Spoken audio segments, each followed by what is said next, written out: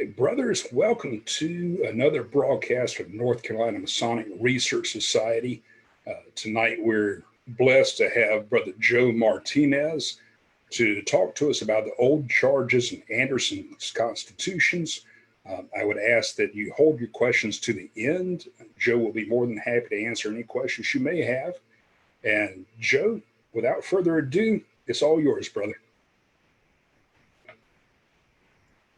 All righty. Well, thank you, Matt. And thanks to everybody who joined. My name is Joe Martinez. I am a Mason in a ton of places, most notably in the District of Columbia and Virginia, Maryland, Massachusetts, and the United Grand Lodge of England. And tonight, I want to thank the North Carolina Masonic Research Society for having me tonight.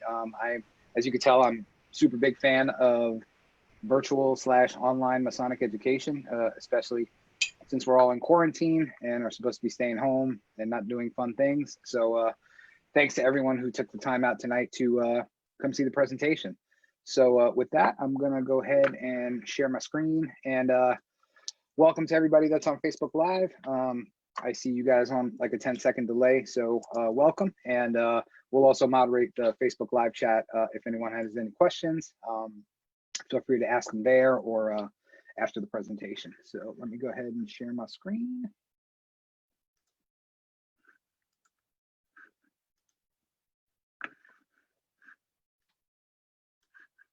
And Matt, can you see my my slide deck? Yes. Sorry, Joe, I was muted. Yes. Yeah, looks All good. right, good stuff. Cool. All right, well, we'll go ahead and get started. All right, so tonight we're going to talk about the old charges and Anderson's constitutions. So what that's going to consist of is, what are the old charges? What are the collection of documents that make up the old charges? We're going to talk most notably about how the history of the craft shows up in each of those documents. And we picked out a couple of the larger ones, from the collection of documents that are considered the quote unquote old charges.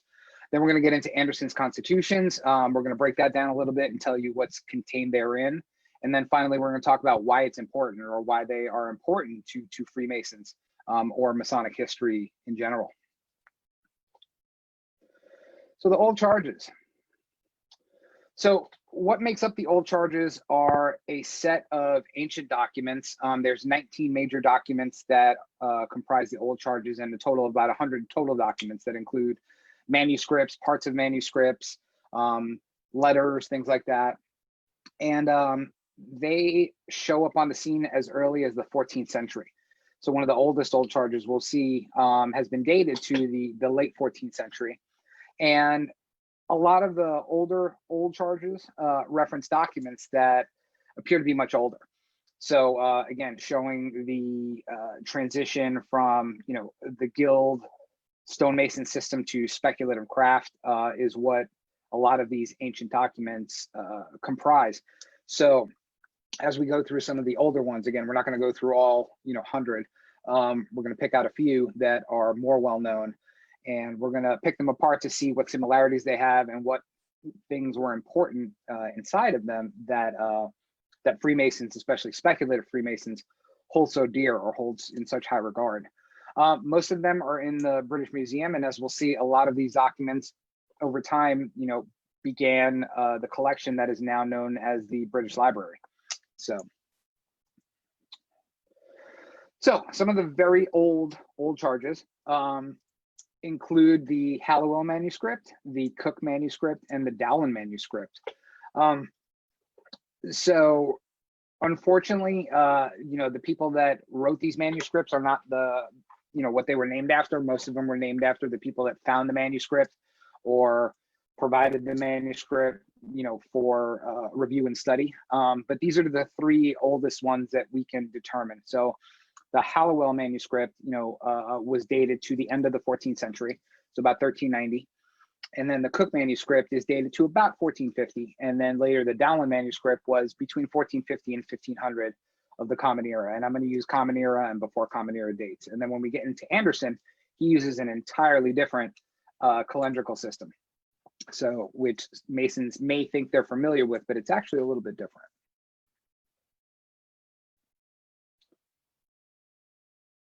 So the Hallowell manuscript. So it is the earliest of what we consider the quote unquote old charges.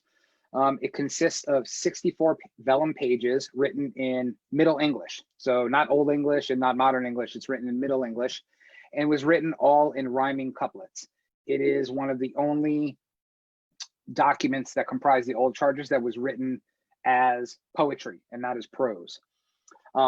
So it's completely different than any of the older documents that we ascribe to being these old charges. So this poem begins and it describes how Euclid basically counterfeited or stole geometry and called it masonry and provided it to the nobility of ancient Egypt.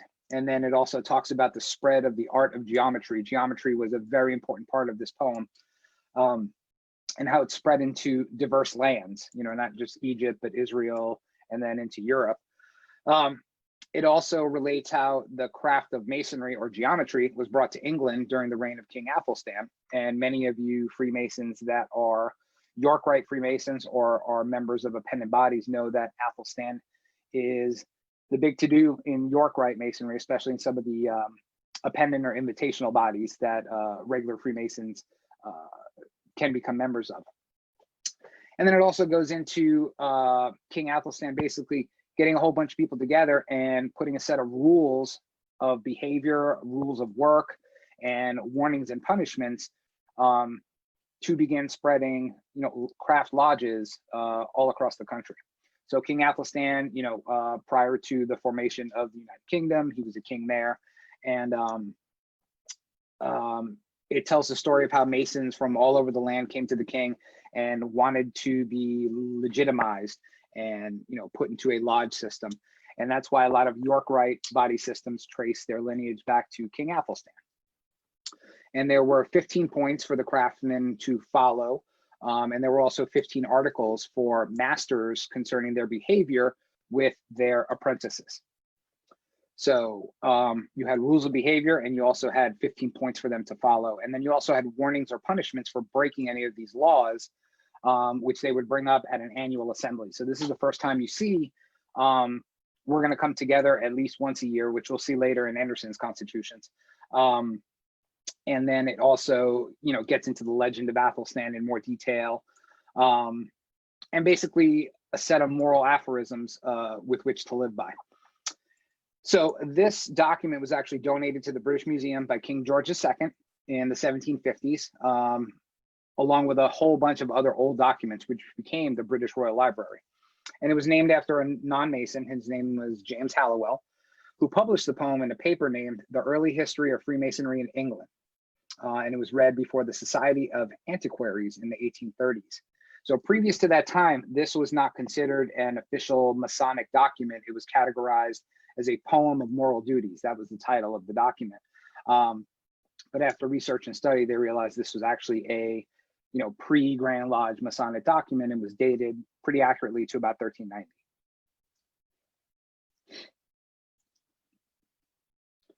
So the Cook manuscript is the second oldest of the old charges, or also called the Gothic Constitutions of Freemasonry. And it was the oldest known set of old charges to be written in prose, so it's not in poetic form anymore. It did contain some repetition to the Regius poem, and I didn't mention this before. The Regius poem, which you may have heard, was contained within that document called the Hallowell manuscript. So it did have some repetition on the history and things like that, but it was a little bit different. And those points of difference were there was an opening prayer in the document, and then the text goes on to enumerate the 7 liberal arts and sciences and starts to explain how geometry is the most important of the liberal arts and sciences. And there's probably about 4 pages devoted exclusively to why geometry is the most important of the 7 liberal arts and sciences. Excuse me. So then it goes on to narrate the history of geometry or masonry, and they use those terms interchangeably in this document. Basically from the fall of man in Genesis all the way through the lineage of Adam up until Athelstan, or, you know, up to that present time. in terms of history. But it goes into Lamech, which you read about in the book of Genesis, and his children. And it describes each of the liberal arts and sciences to a descendant of Lamech. So geometry was discovered by Jabal, and who later became a master mason under Cain. There's actually some apocryphal books that actually go into that, and you can hit me up about that offline and I'll give you those. Jubal discovered music, and Tubal-Cain discovered metallurgy and the art of the smith. So some of these names may be familiar to you, but these show up as early as, again, 1450 in the Cook manuscript. And again, here they're being described as these are the progenitors of the liberal arts and sciences. Lamech's daughter, Naamah, invented weaving, but we don't talk about her very much in craft Masonic lodges. But here's also, in terms of old charges and these documents, here's the earliest time you see anything to do with pillars. So within the Cook manuscript, there's a story of the pillars, and the sons of Lamech, you know, they get warning that the earth is going to be destroyed either by fire or flood. So they inscribe all their knowledge of the liberal arts and sciences, or the, you know, the secret wisdom of man. And they inscribe all their knowledge on 2 pillars of stone, one that could be impervious to fire and one that would not sink. So to prevent them from destruction, from inundation and conflagration. So, you know, those of you that are Masons here, you may have heard that before in a lodge room. So the Cook manuscript then goes on after, you know, after the flood, it goes on to recount how both of these pillars were discovered, one by Pythagoras, who you may have heard his name before, and another one by a philosopher named Hermes. And again, this is Cook manuscript. This isn't historical or historiographical. This is just what the document is purporting to say. But that these 7 liberal arts and sciences, once they were found again, they were passed down through Nimrod, which you may have heard of in the Old Testament, the architect of the Tower of Babel, and then through Abraham. And from Abraham, it went to the Egyptians, which, you know, depending on which book you read, you may see some synergies there between, you know, ancient Abrahamic tribes and the Egyptians and how early they may have gotten together. But this isn't a history lesson on that. So then the craft gets taught to the children of Israel, and, you know, from there, and its construction of the Temple of Solomon, and we know who built that. It moves from the Middle East into France, and then from France to England, and then from England to, you know, King Athelstan. So that's what the Cook manuscript describes. And this document was first published in 1861, and it was translated from, you know, Middle English by Matthew Cook, hence the name, Cook manuscript.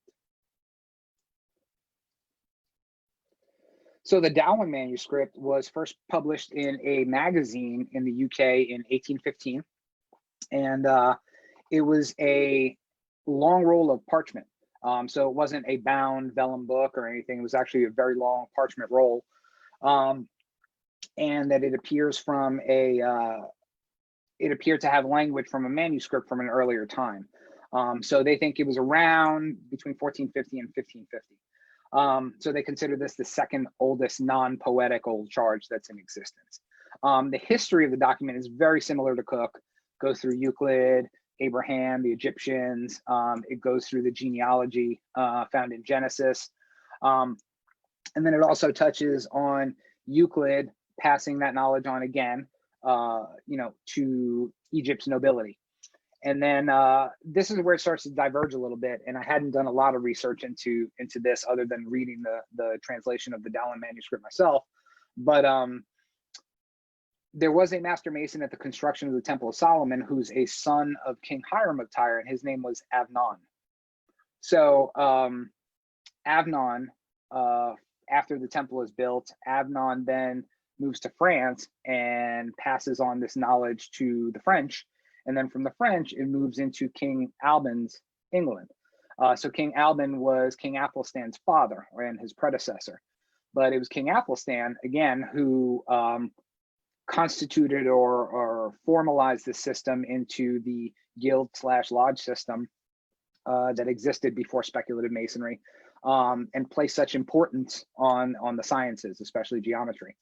And This document is where a lot of York Rite bodies get their legitimacy from, where it says, there was a gathering of York, in the 900 ADs where Masons met and, they did awesome things and began lodges. So this is where you see that in the Dowland manuscript itself. So why are these old charges important? So again, before Anderson's constitutions, all these old pre-1700 documents, because they predate organized Freemasonry. They predate the formation of the Premier Grand Lodge of England. So again, Masonry, speculative Masonry did not start in 1717. There were already speculative craft lodges before that. And depending on which book you read, if you're reading, David Harrison or somebody else, you'll see evidence of speculative Masons coming into lodge systems, as early as the 1600s and even in the 1500s in some cases. So we know it existed as a practice that non-stone Mason or non-working operative Masons became Freemasons and joined these lodges or guild systems. And a lot of these old documents reference that, and reference their codification or their legitimizing in the system. All of these documents that I reference, as well as the bulk of the old charges, all talk about the liberal arts and sciences. 2 out of these 3 focus exclusively on geometry. And if you are a speculative Freemason, you know why. But they all center on geometry as being the most important of the 7 liberal arts and sciences. A lot of these documents talk about the history of Freemasonry before 1717. So if you go to the United Kingdom, a lot of their historical documentation is derived from a lot of these manuscripts, especially when you talk about the quote unquote York Rite of Freemasonry.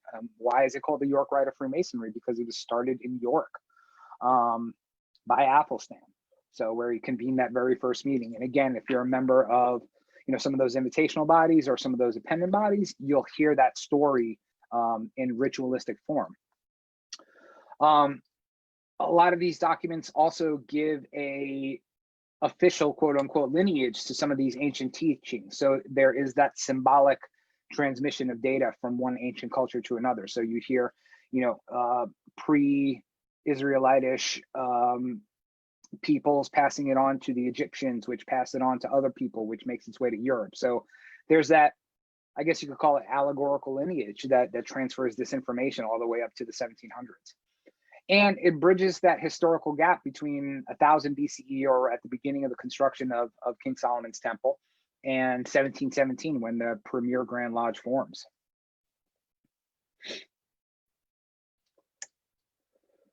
So now we're going to talk about Anderson's constitutions. I don't consider, some websites consider Anderson's constitutions part of the old charges. I don't, because they came into existence after the formation of the Premier Grand Lodge of England. So, these came onto the scene in about 1723. And again, the Premier Grand Lodge of England was formed in 1717 or 1721, whichever date you subscribe to. So they were written and printed, bound and printed in 1723. And they were later produced in Philadelphia in 1734 here in the colonies by a young Freemason named Benjamin Franklin. And it was a reprint of a work written by James Anderson, who, if anyone has read the old charges, there's a copy of it on archive.org that is the original copy, which you can download and read. You will see that James Anderson's name is nowhere in the old charges except in the appendix. So the people that asked him to write this document did not want him to put his name on as the title.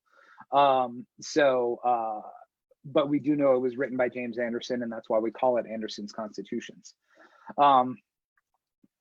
So what Anderson's Constitutions were, it was the first comprehensive work on speculative Freemasonry bound together in a single volume. So it was originally published in 1723. There were later editions, there were later revisions. It was first published in the US in 1734 by, we already mentioned, Benjamin Franklin. And it is a 40-page history of the craft all the way back to the time of Adam. It also espouses the science of geometry and does mention the other liberal arts and sciences, but it places heavy emphasis on geometry. It talks about the history of Masonry all the way from the beginning, from Adam to James the First, which was the King of England right before the start of the organized Grand Lodge system. It also talks about a lot about architecture from ancient times to the time of the Roman Empire, and how architecture and geometry had a lot of synergy, especially with civilized cultures. So that's the first half of Anderson's Constitutions. Then the rest of it is the charges of a Freemason and the regulations. So the rules of conduct that Freemasons need to live by, and also the governance of not only the lodge, but the Grand Lodge system, which was literally 2 years old at the time, or 4 years old, or 6 years old.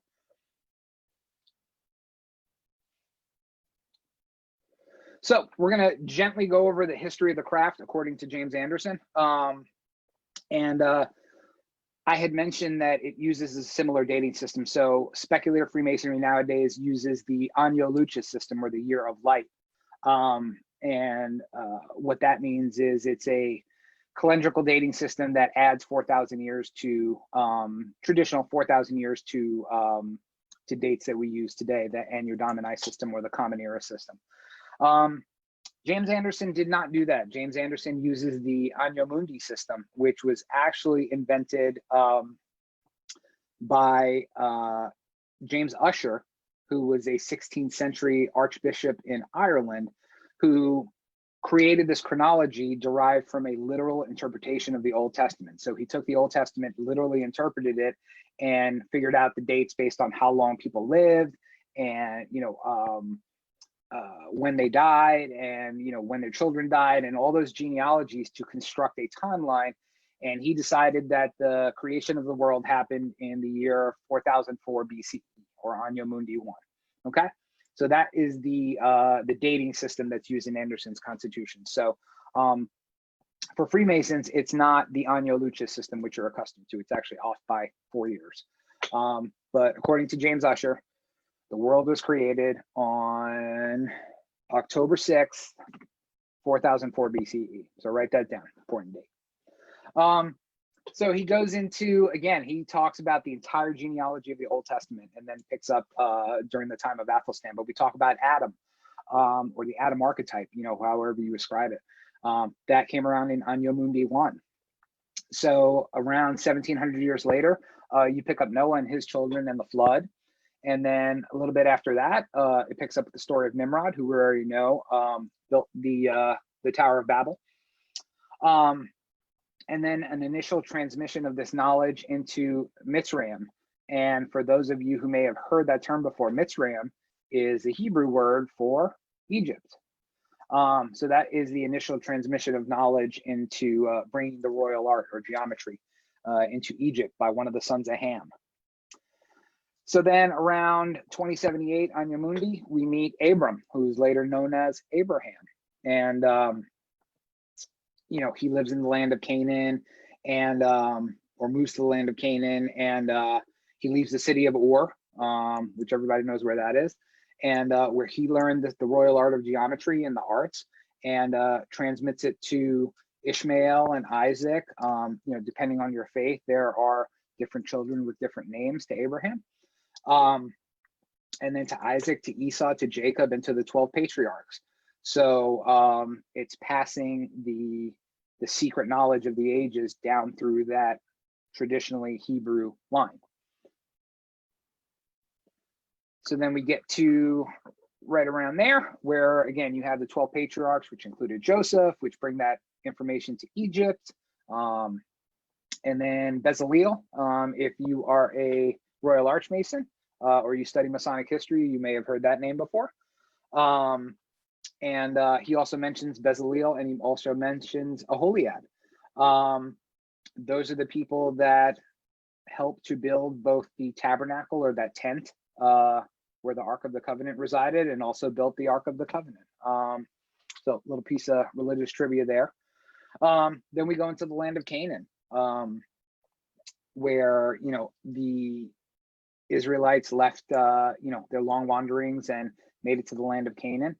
And then a few hundred years later, we get to the story of David and Solomon, and it's Solomon is one of those breakpoints in that history where we talk about the construction of the temple and their relationship with the Tyrians. For those of you who don't know, the city of Tyre was in the land of Phoenicia. So the Tyrians were Phoenicians, who were a very large empire at the time. So we have the construction of the temple, and it gets into the history as mentioned by Cook as well. Then you have the destruction of the temple and the exile of the Jews.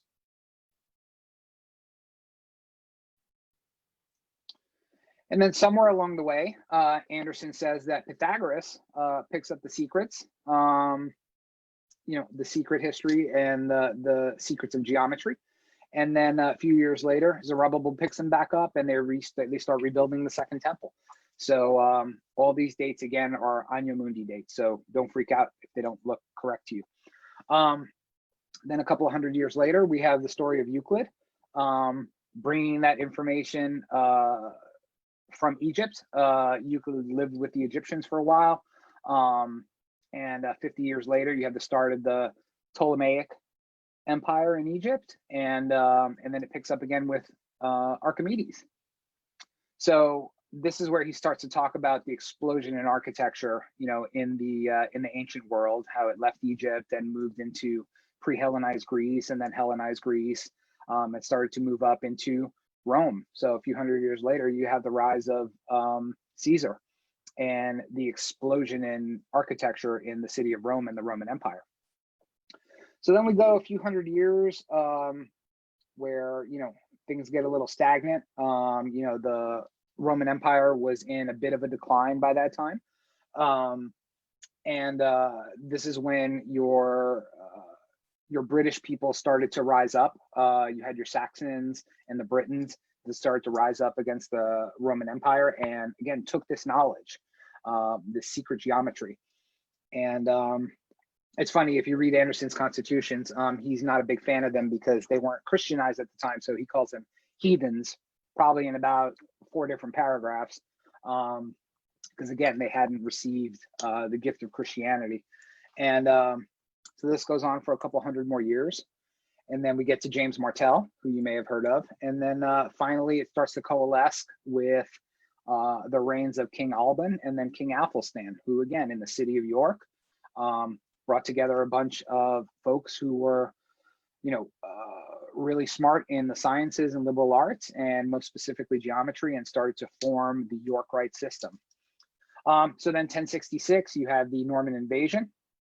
And then in 1248, you have Edward III. And he picks a lot of interesting kings in his genealogy. He picks kings that he says help to promote the arts and promote the sciences and promote building.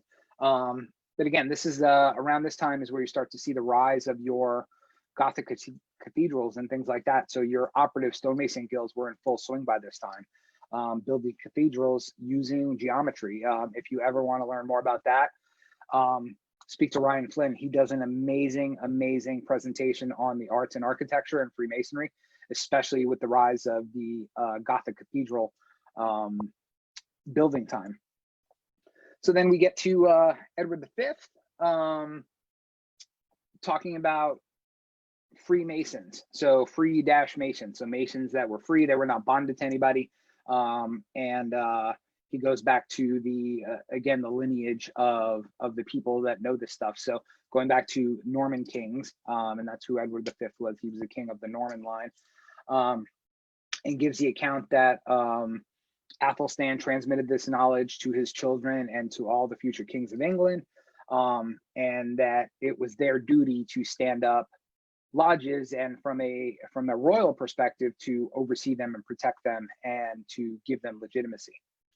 But around 1640, this secret knowledge and this royal art moves to Scotland. And people from Scotland will always say that Masonry started there first, and that they have the oldest lodge in the world. And again, that's up to you what your opinion chooses. And you have the rise of the building in Scotland that takes that geometry and that royal art and expands on it further. So then you go to around 1707, where that transmission of knowledge leaves Scotland, returns to England, and is revived all throughout the United Kingdom. And this is where you start to hear people like Christopher Wren, that basically built London after the Great Fire and used that secret knowledge of geometry or masonry to, basically rebuild the city. And then again, you get to the traditional dates for the formation of the Premier Grand Lodge. So 4 lodges in the local London area got together and started that Premier Grand Lodge. And that's how the organized system of speculative Freemasonry formed. So what I also found interesting were the 7 wonders of the ancient world, which Anderson spent a good deal of time on. Again, he wanted to link the architecture of the ancient world and why it was so important to masonry and geometry. So the 7 wonders of the ancient world, for those who don't know, are the pyramids of Giza, the Hanging Gardens of Babylon.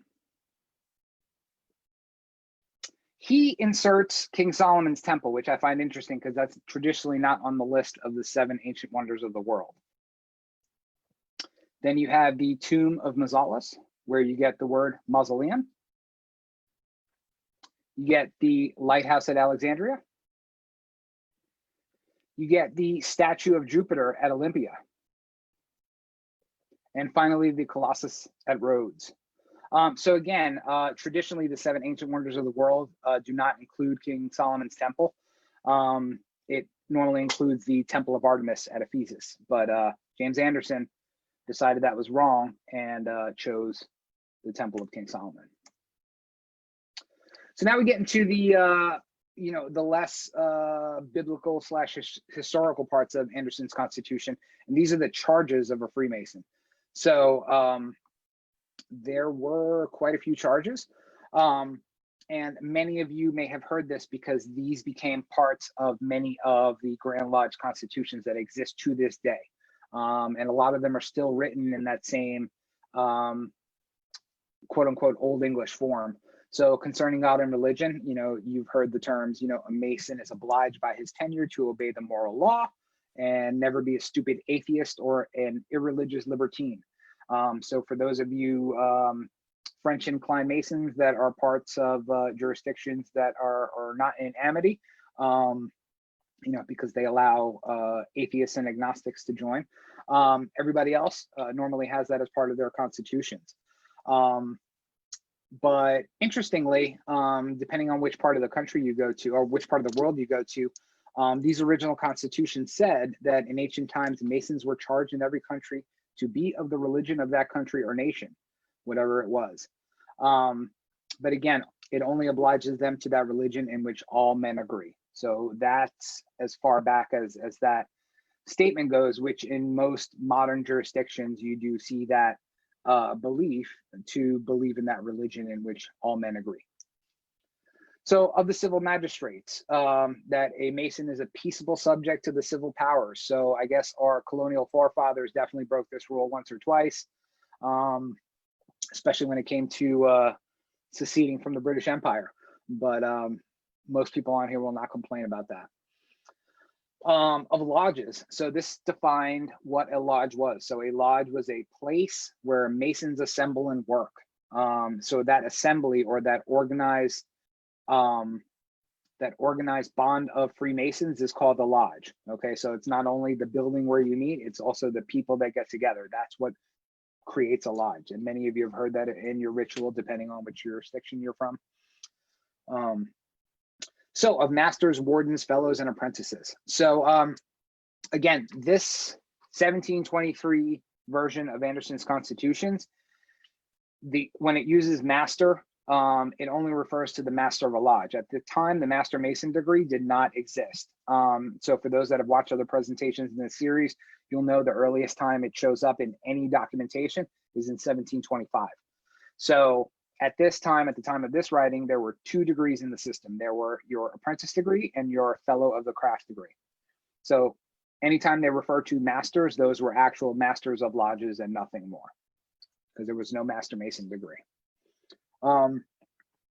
This also defined, what makes a master of a lodge, and that a lodge has to have a master and 2 wardens. that there be fellows and there be apprentices. And it also defined who could take an apprentice and who couldn't take an apprentice, how long you can take an apprentice for, things like that.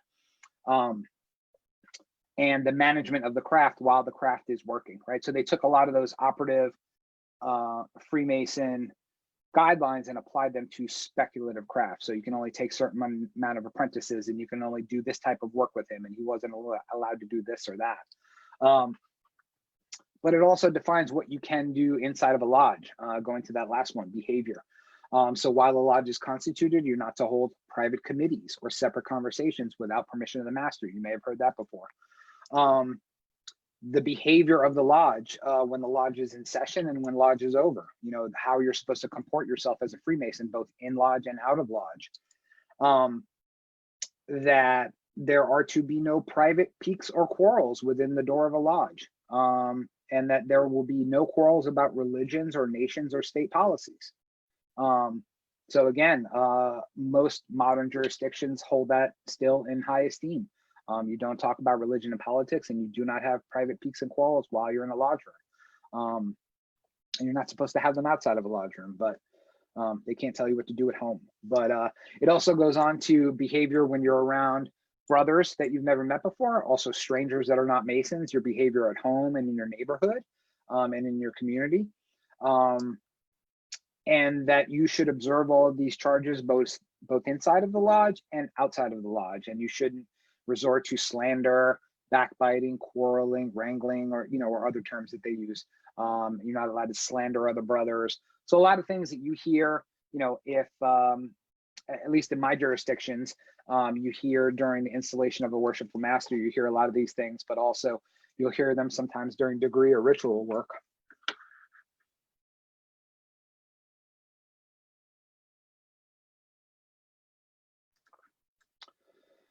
So now the regulations of Freemasonry. So this is where that Grand Lodge system and the lodge system starts to really take shape and form. So the very first one is the authority of the Grand Master. The Grand Master or his deputy has the authority and right to be present in any lodge and also to preside wherever he is, if he so wishes. And most jurisdictions have that same authority prescribed to our Grand Masters. And that the master of a lodge can congregate his lodge whenever he so chooses. Most jurisdictions nowadays still have that right as well. That the master of a lodge or the wardens present have to keep a book containing the bylaws in the lodge with a list of all the lodges, the usual times and places of meeting, and all the transactions that are proper to be written. So you can blame James Anderson for mandating that you have to have minutes. So everybody give a round of applause for James Anderson. But you have to have your bylaws and they have to be physically present in the lodge, and you have to keep transactions of everything that you do in that lodge, which is good because this is where we actually learn a lot of history from reading old minutes of really old lodges. So secretaries back then were as awesome as they are today. They kept accounts of everything. So here, and depending on which jurisdiction you work in now, it may be a little bit different, but in Anderson's time, it was stated that no lodge shall make more than 5 new brethren at any one time, and that a man under the age of 25 could not be made a Mason unless he got a dispensation from the Grand Master. So back then the age was 25. Some places are 21 and some places are 18 nowadays. No man can be made or admitted a member of a lodge without previous notice 1 month before given to the said lodge in order to make due inquiry into his reputation and capacity and character. So again, there are a lot of places nowadays, all of my jurisdictions, you have to hold a petition over for at least a month to give the brethren time to inquire or to look into it or to have an investigation. But this goes back to Anderson's time. That no one should be elected or admitted to membership without a unanimous ballot. So again, this goes all the way back to 1723. Every new brother, this is number 7, relief or charity. Every new brother at his making is to clothe the lodge or all brethren present and to deposit something for the relief of the indigent or decayed brethren. So brethren that were on hard times or that were in need. It was a they were ordered to put something aside in a fund for members that needed charity or relief. The next one talks about demits, and it says that no set or number of brethren shall withdraw or separate themselves from a lodge in which they were made brethren or afterwards admitted members, unless the lodge becomes too numerous. Not even then without a dispensation from the Grand Master or his deputy. So most of the American Masons that are on here, you may not be too familiar with this, but if you go over to the UK or in other countries, they still ascribe to this wholeheartedly. So when a lodge gets too big, and by too big, I mean 35, 40, 50 members, a bunch of them will break off and start a new lodge. That's why you have lodges there with numbers that go all the way up to the 9,000s. So they don't subscribe to the American quote unquote super lodge concept of having 300 members on the rolls, which I think is kind of neat actually, because how can you be best friends with 300 different people? It's really hard to do, but I'm injecting my own personal opinions in there, so I will stop. So what they are allowed to do is the same thing that most modern Freemasons can do now. No one can form a lodge without a warrant or a charter from the Grand Master. So most new lodges that are formed, they go under dispensation. They do a bit of work, and then, you know, if they don't screw up, they get a dispensation to, they get a charter from a Grand Lodge. And then it starts to get into section 9 gets into admonishments, like what if a brother misbehaves, or what if he does something wrong? You know, what are the steps that are needed to be taken to admonish him or, you know, punish him worse. So now we get into grand communication. So I know it's different for a lot of jurisdictions. A lot of these are similar for the ones I'm a member of, but who represents people at the grand communication? So this is where they start talking about who needs to go to the grand communication, when does it need to be held. Section 11 talks about visiting other lodges, and it talks about, you know, as long as you are a Mason in good standing or a free Mason in good standing, you're allowed to visit any other lodge, you know, beholden under the Premier Grand Lodge. The Grand Lodge composition, it goes into who needs to be a member. And again, in 1723, according to James Anderson, the members of that Grand Lodge were all the masters and wardens of any regular particular lodge, with the Grand Master and the Grand Wardens and the Grand Deputies. So they were then charged to hold communications first semi-annually and then quarterly, around certain days of the year, which a lot of Grand Lodges still do. But you were required to be there, and you were required to place a vote. It wasn't optional like it is nowadays. So, and I didn't see the word proxy anywhere in these old charters, so I don't think they had proxies for their people, so you had to go. So how to conduct business. This was a really long part in Anderson's Constitution, the order of conducting business, and you know, who got to vote and who got to tie-break votes, and it's similar to a lot of your grand constitutions as well. What to do if no Grand Master was present, or if a Grand Master dies, what to do if no Grand Wardens were present. And depending on which jurisdiction you're a member of, they're probably similar or a little bit different to what you see in Anderson's constitutions. The order of business, you know, who's allowed to make this, who is allowed to proffer business and who is not, when you can do it, and then requirements for grand officers. So this one is similar to a lot of jurisdictions. To be a grand officer, you, at least according to the time of Anderson, you had to have been a master of a lodge. The United Grand Lodge of England has since changed that, right? Because the Duke of Kent is the Grand Master for life there. So once royalty got back introduced, you know, they did do a royal genealogy of their Grand Masters, but they do have provincial Grand Masters who, again, still have to be had been masters of their lodge at one point. What the requirements are for deputies and for other grand officers, what to do if someone abuses their power. So if someone breaks any of these regulations or abuses their power, what can you do to them? And then the Grand Line visiting subordinate lodges. So again, you can thank James Anderson for the concept of official visits. So when your Grand Line comes to visit and you got to put out, you know, the extra nice china and the extra really double good side order of green beans, it's because of James Anderson. So you can thank him for that. What to do on the death of the Grand Master. They had a protocol, which was probably a little bit different than a lot of your jurisdictions. When to convene the Grand Lodge. So when this was first written, they convened 2 times a year. And for you smarty pants that are on the call, you will know that those 2 times were right around the Feast of St. John's. So the Feast of St. John the Evangelist and St. John the Evangelist and St. John the Baptist. They met there and they were required to have a feast. So those of you who do not have feasts in your lodges, you can refer to this document. They had feasts, and the feasts were after the lodge session, and you were required to go. You were required to buy a ticket, and it was an important part of having those semi-annual communications. Then they had, just like your bylaws do, they had the required locations for Grand Lodge. How much tickets cost, who were to be doorkeepers. They didn't say the word Tyler there at all. But they did have doorkeepers and stewards. Stewards, if you were a steward in 1723, you were a busy boy. You were serving food and you were cleaning up after people, and it has a long list of your duties. Then it goes into the power of the Grand Lodge, and most of your grand constitutions have that, where they're allowed to make new lodges, they're allowed to take charters away from lodges, what the power of the Grand Lodge is. And this is where it starts to touch into the ancient quote unquote landmarks of Freemasonry, that every Grand Lodge has the inherent power and authority to make new regulations for the benefits of this ancient fraternity, provided that the old landmarks be carefully preserved and that no new regulations shall break with the old landmarks.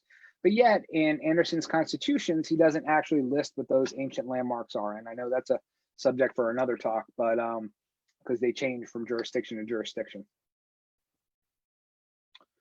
So why is Anderson's Constitution so important to us as Freemasons? Because again, it was the first organized, coalesced, and cohesive document in organized Freemasonry, and it was used as the template for Grand Lodges for decades and centuries to come. So, you may have had Grand Lodges that started in the late 1800s, especially here in the States. They would use Anderson's Constitutions as a template for how to stand up their Grand Lodge, how to create their laws, and how to govern their subordinate lodges. Another reason why it's important is because it coalesces or compiles that ancient origin. So James Anderson decided to start all the way at the time of Adam, but he traces that lineage, whether you think it's literal or allegorical or symbolic, all the way back to the first man, and how that secret knowledge was created, how it transmitted from culture to culture, how it stayed within, a certain type of people, and how it then spread like a diaspora to all the other parts of the world, and how it happily ended up in England right before the formation of the premier Grand Lodge.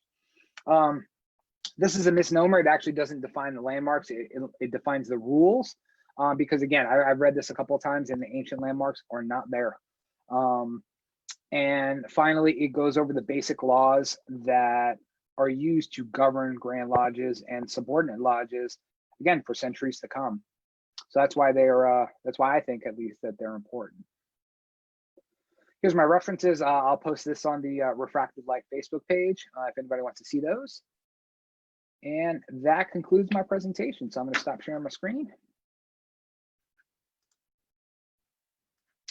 And thank you so much for your time and attention. Joe, that was wonderful. I learned a lot that I didn't know before, and I have to ask you this. There seems to be a lot of confusion between the old charges and the ancient landmarks. And I know there's some distinction as to which ancient landmarks are actually the ancient landmarks, because Mackey had some, Preston had some. You mentioned that. Yeah, they're just different versions. There's a lot of opinion on what the ancient landmarks were. Okay. As many as 32 of them, all the way down to about 12. Right.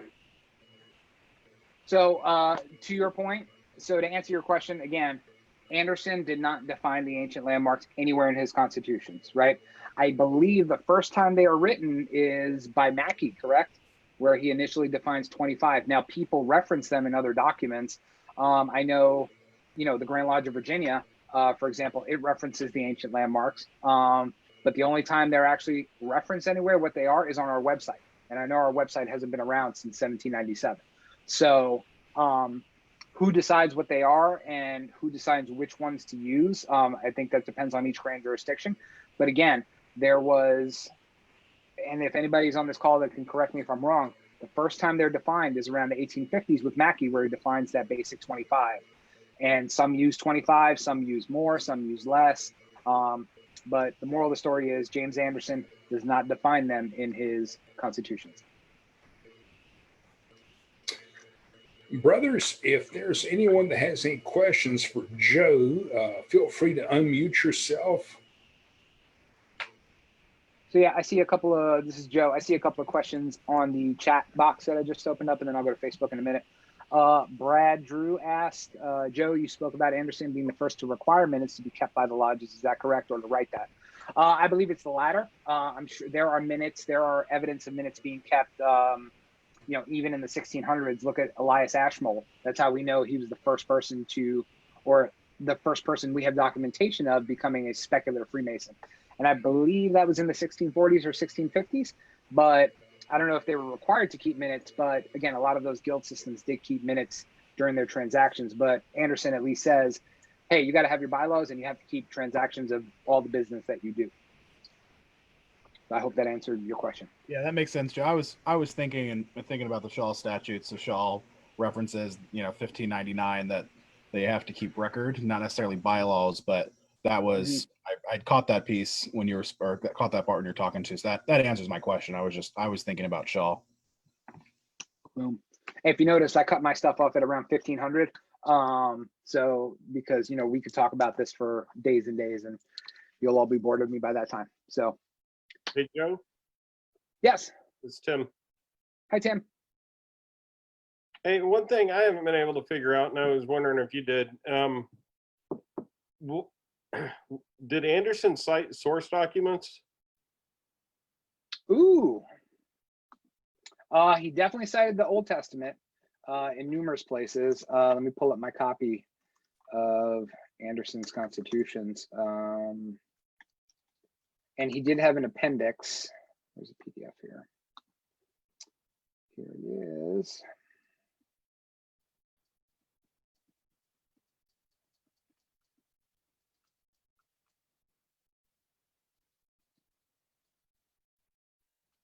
And so in his appendix, he has, and there were lots of songs. So if you're used to toasting, that's where a lot of these songs come from. He does not. So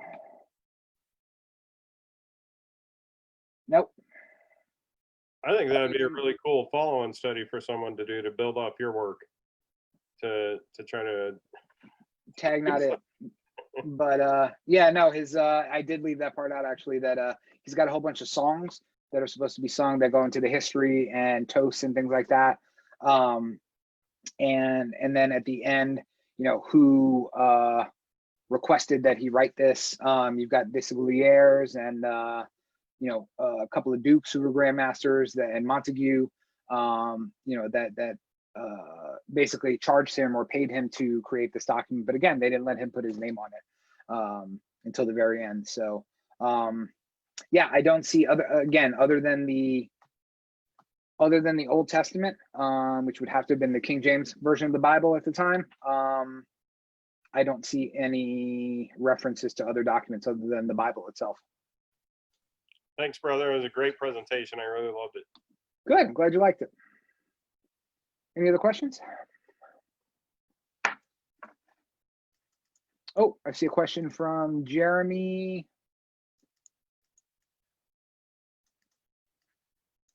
Oh, Jeremy just made a comment where he states, I always thought it was kind of weird that folks would have thought to hide knowledge inside of tall pillars. Seems like it would have been better to place those secrets in a chest of some kind. The pillar shape seems more vulnerable, breakable to me. Anyway, I realize this is all probably symbolic anyhow, but I just wanted to toss that out there. Yeah, excellent point, Jeremy. Was that you? Yeah, that was me. Thank you. Just wanted to throw that out there. Yeah, no, I mean, you're absolutely right. But again, this isn't the hello. How's it going, little dude? This isn't the first place where we see pillars, right? And again, if you had said in my other presentation, they didn't get made up during the time of King Solomon. They weren't even made up by the Hebrews at the time. You know, pillars outside of temples were a Phoenician design, but that kind of gets into the merging of these different stories. You have the I guess Noahide sets of pillars that you could talk about, and then you also have the Enochian pillars, which you see predate, you know, the stories of King Solomon's temple pillars by, you know, a couple of hundred years. But then you got the story of the pillars outside the porch of King Solomon's temple, which you hear about in the Book of Kings and the Book of Chronicles. But I think we, as speculative Freemason, we've kind of merged a lot of these stories together into their, you know, into their ultimate purpose and their usage in our Masonic ritual, right? Because you don't see anything in the Old Testament or the Tanakh that references that the pillars of King Solomon's temple have all this secret writing and stuff inside, right? You just see that they're hollow, and then, you know, Freemasons add the globes on top of them because we thought it'd look cooler, and we kind of merged all these stories together to suit our purposes. So just not to interfere on your presentation this evening, which is wonderful, but just for Jeremy, different rites and different rituals, talk a little bit more about the pillars. So I'm originally made a Mason under the Canadian Rite ritual, and in the second degree for the entered apprentices, the senior warden delivers a lecture about the construction of the pillars, and it does talk about the pillars being hollow.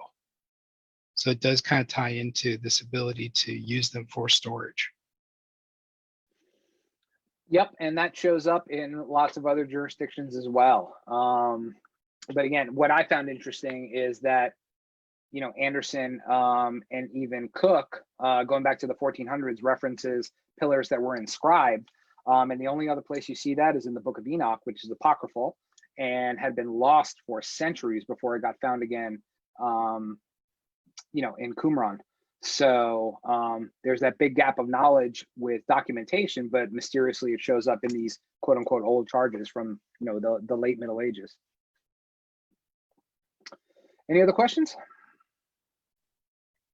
Without getting in too much of what we need to be tiled for, right before in the second degree lecture, right before they talk about the pillars, they talk about the faithful breast. And anybody who's familiar with that will understand that a man can be a pillar. That's about all I can say about it without being tiled.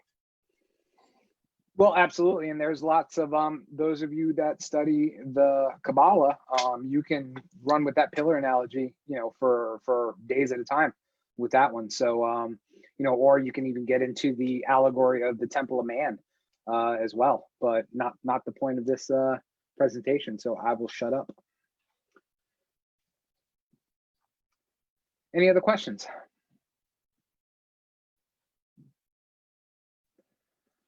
Well, Matt, I've spoken enough, so I'm going to hand it off to you, sir. Thank you so much for having me. This was absolute blast. Thank you to everybody who showed up. This was actually amazing. So hope I could make your Tuesday night a bit more, bit less boring in the time of quarantine. So thank you to everyone who came. Joe, that was absolutely an amazing presentation, and we can't thank you enough for speaking to us tonight. We really appreciate that, and I can't wait to go back and re-watch this video. I mean, I'm just blown away by all the information there, and I just need to watch it again to try to absorb it all. Well, good. I'm glad you liked it. Loved it. All right, well, brethren, thank you for joining us tonight. We appreciate having Brother Joe join us for that absolutely fantastic presentation. And tune in next week. We'll have Brother Joseph Wages speak to us. So that should be another exciting presentation. And with that, brothers, I wish you all a good night. I'm going to stop recording, but I'll leave it open. So if anybody wants to unmute their mics, just have a casual conversation, I'll be happy to leave the meeting open. All I would say is when you get that thing posted, the entire recording, put that on Facebook so that I can get to it. Very interested. It will be on the Refracted Light Facebook page. In fact, I'm looking at it on my other monitor right now, and there's a little bit of a delay between real time and Facebook Live, but it should be available for rewatching momentarily. It's gonna, so Matt, it's gonna, once you turn off the live stream, it's gonna It's optimize the replayable. video. Yeah, it's gonna re-optimize the video, so that should probably take like 10 minutes for it to post permanently. Okay. So basically rebuffer. And I've also posted this to our My States for Lodge number 27's private page. So Wonderful. Thank you. very good presentation, Joe. Thank you, sir. Breaks the monotony of being stuck home. Indeed. I gotta tell you, every time I speak to Joe, I'm blown away by his Masonic knowledge, especially history, esoteric knowledge. Good resource, good man. You are too kind, man. So yeah, I'm a big nerd and I love to read. And I can so see you both like to pointing read that out. all those books. That's only half my bookshelf. I have another library upstairs, but my wife said I couldn't keep them all upstairs. So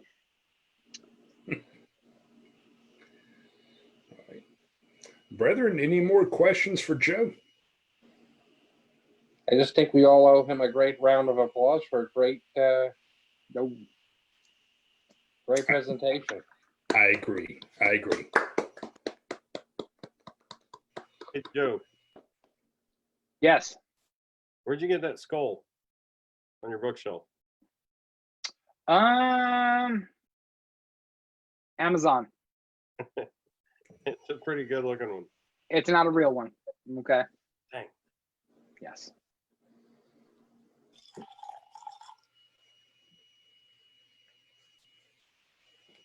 Matt, has next week's been posted already? Not yet. I am going to try to have that posted either tonight or first thing tomorrow morning. Okay. But we have Joseph Wages next week. The week after that is Chuck Dunning. After that, Mac McKenzie, local North Carolina guy. Then John Ruark, and I believe Tim. Tim, are you doing the first Tuesday of May? I'll do it. Man, love to have you. That presentation the other night was mind blowing. I'd love for you to give that. Thanks. I'm just glad I'm not following Chuck Dunning. I think we all are glad we're not following Chuck Dunning. All right, wonderful. And then stay tuned because we'll have some other speakers lined up, and we'll be announcing those soon. One quick question for you. Maybe you would know this, Matt. I know worshipful Gene Cobb has posted new stuff regarding the Lion and Pillar for this year with education. Mm-hmm. Are these videos considered part of the Masonic education that he's talking about being viewed online? I've been asked that by a number of brethren, and I'll be honest with you, I don't know the answer to that. I will ask Gene. Yeah, I would just send a message to Gene and ask him what he. I will ask him, and then I will let you know. Please do. Thank you. Thank you. So I know how to reply to other brothers who ask me the same question. So I honestly don't know. And for those of you who are not in the North Carolina jurisdiction, The Lion and Pillar Award is something that was created by our Grand Master in 2017, Most Worshipful Brother Gene Cobb. And it was a set of basically requirements for a lodge to achieve what we refer to as a Lion and Pillar Award. The Lion and Pillar being part of the family crest for William Richardson Davy, who was one of our first Grand Masters, actually our longest serving Grand Master in North Carolina, and one of the first governors of North Carolina, and just, actually, he helped draft the Constitution, but he had to return back to North Carolina, so he didn't have an opportunity to actually sign it. So that's a little bit of the history between the Lion of the Lion and Pillar Award, if anybody was curious.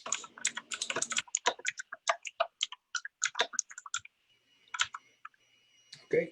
Any other questions, comments, threats? I like that. Oh, Okay. God. Well, brethren, Yeah, if there's nothing else this evening, I want to thank you all for joining us. I have thoroughly enjoyed it. Brother Joe, again, outstanding as usual. I could listen to you read the phone book, dude. Honestly, I'll put that on Audible for you. So Yeah. no, but thanks for having me, man. Love you. Thank you for putting And this Joe, what together. lodge are you with? Which lodge am I not with? Let's see. My home lodge is Manassas Lodge number 182 in Manassas, Virginia. That's where I'm in line. I'm also a member of Benjamin B. French Lodge number 15 in the District of Columbia.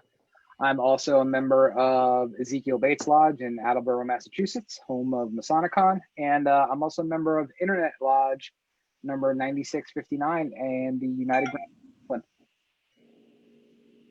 So I'm a joiner. That's awesome. Not for my checkbook, but yes. Thank you. all right, Joe, I'll send you a petition to affiliate with my lodge. Shut up.